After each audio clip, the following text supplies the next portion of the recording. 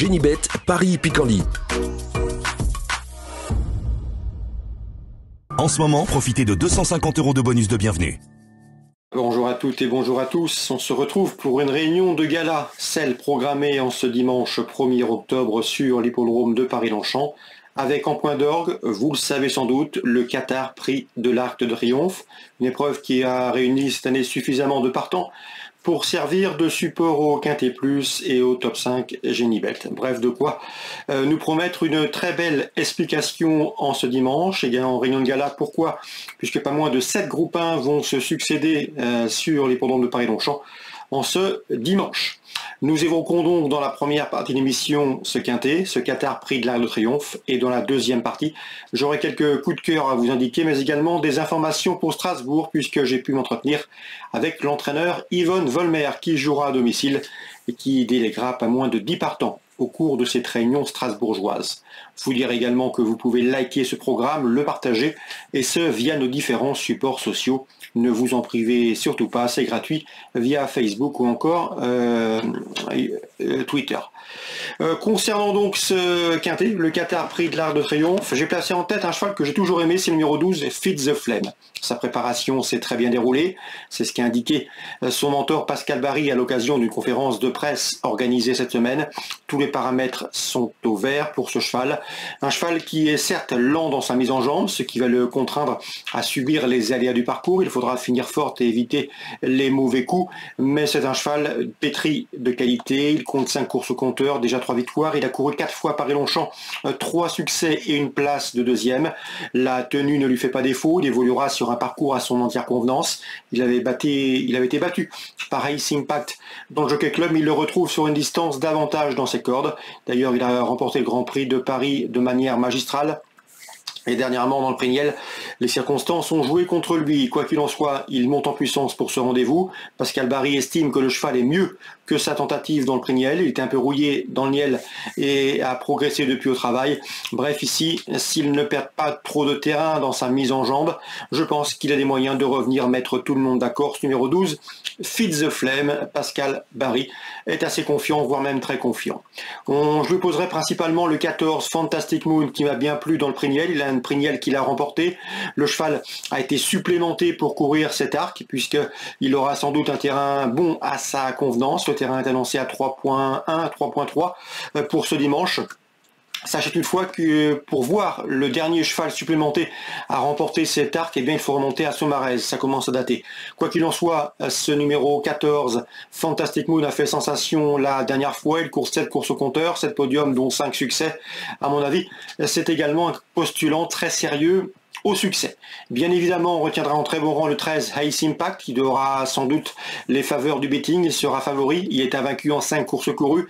Il a remporté le Jockey Club début juin. Il a également remporté le prix Guillaume d'Ornano à Deauville, un groupe 2. Sa préparation, là aussi, s'est très bien déroulée. Il tentera de le doubler. Jockey Club, Arc de Triomphe. Depuis les années 70, seulement 5 chevaux sont parvenus à pareille prouesse. Le dernier en date étant Dalakani en 2003. Ça fait déjà 20 ans. Le cheval, le concernant, eh bien c'est la distance qui pose problème. Il n'a encore jamais été vu sur 2400 mètres, raison pour laquelle je l'ai placé seulement en 3e position. J'ai préféré accorder ma préférence à des chevaux dont on est sûr que les 2004 vont leur convenir. Donc le 13, Ace Impact, difficile d'aller contre. Sachez que Sotsas avait remporté le Jockey Club avant de remporter l'Arc, mais c'était l'année suivante. Jockey Club à 3 ans et l'Arc à 4 ans.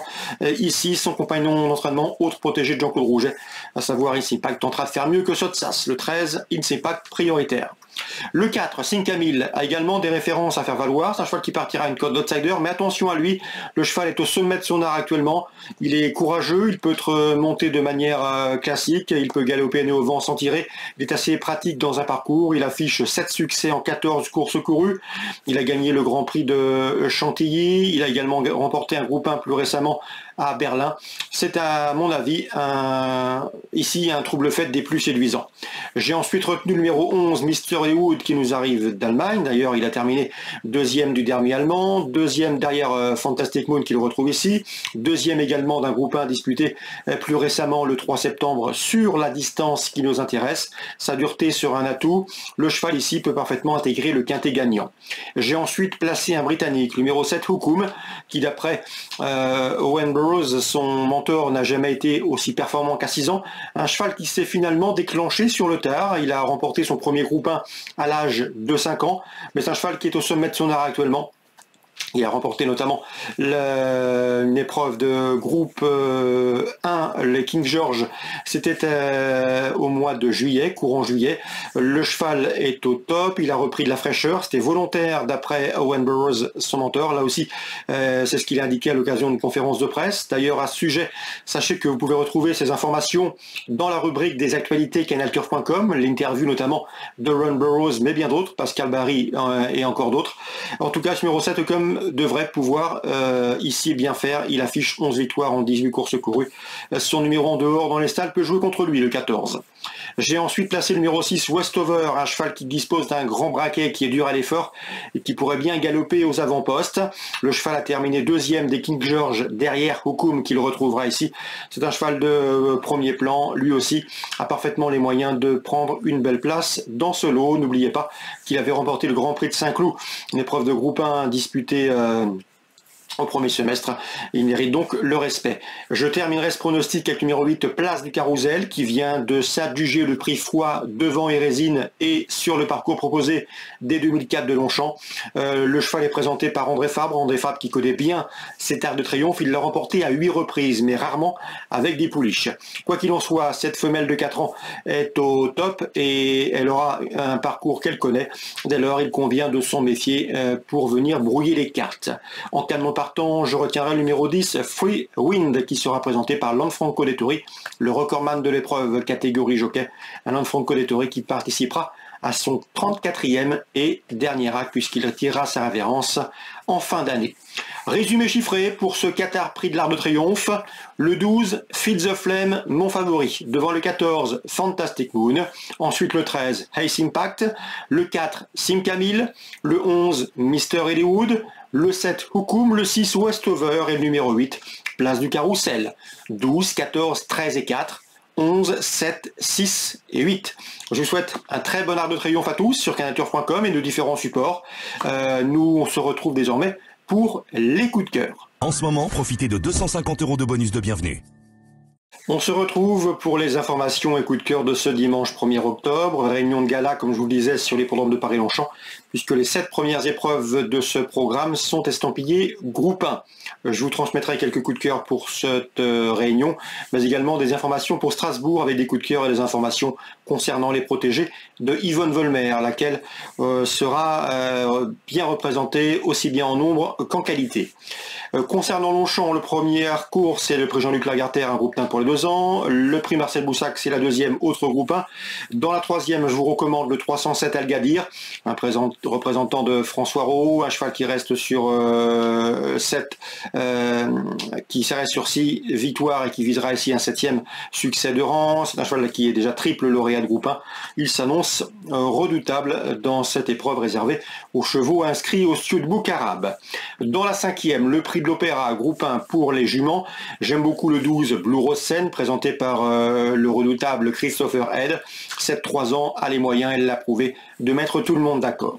Dans la sixième, le prix de l'Abbaye, preuve dans laquelle j'aime beaucoup le 603 Mist Talker, qui l'an dernier s'est classé 5e de cette course, et ce après un mauvais départ. Nul doute qu'avec un départ plus favorable, ce 603 Mist Talker me semble en mesure de jouer la victoire. Dans la septième, le prix de la Forêt, autre groupe 1. J'aime beaucoup le 701 Kinross, qui est un 6 ans, qui reste sur des prestations estivales convaincantes, des victoires à Goodwood et à York. Sa chance est donc à prendre en haute considération. C'est le 701 Kinross. Strasbourg, réunion de 2 coups de cœur en début de programme. Le 102 Keith Ruffles qui est invaincu et qui devrait pouvoir préserver son invincibilité. Et le 301 Jésubi qui effectue une course de rentrée ambitieuse. 102 301. Yvonne Volmer, concernant ses 10 partants, sa préférence du jour va au 401 Clacking Roses, qui d'après elle est une pouliche de 3 ans qui vaut un handicap comme celle-ci. C'est vrai qu'elle devra rendre du poids à ses adversaires du jour, mais elle en a les moyens. Sa préparation s'est très bien déroulée, les conditions de course sont bonnes, aptitude terrain, distance, bref, tout est réuni pour un très bon résultat. Le 401 Cracking Roses. Dans la 8e, elle aura 4 ans au départ de ce handicap, des 4 ans qui affrontent les années. Elle est assez confiante avec le 809, mais également avec le 811 Perfect Liaison. Ces deux-là sont capables, d'après elle, de faire l'arrivée, tout de moins de se classer parmi les 3, 4, 5 premiers de cette course. Sachez que Perfect Liaison sera ensuite à suivre sur le sable, pourquoi pas celui de Deauville. Concernant la 10e, elle aura également 2 partants, le 6 Brock China, tout est ok, cheval régulier qui devrait pouvoir bien faire à ce niveau, il l'a prouvé, et le numéro 7 également, Lucky Charlie, un cheval sympa, un cheval agréable. Malheureusement pour lui, il a hérité d'un numéro en dehors dans le stade de départ. C'est le seul bémol, car dans ce lot, il a prouvé sa compétitivité. D'ailleurs, vous pourrez retrouver l'interview sur canalturf.com de Yvonne Volmer. Elle vous dira tout plus précisément sur ces différents partants. Je vous souhaite de très bons jeux. N'oubliez pas de liker et de partager cette émission si elle vous donne satisfaction. Nous se retrouvons très prochainement sur canalturf.com, bien sûr. Génibet, Paris Picardie. En ce moment, profitez de 250 € de bonus de bienvenue.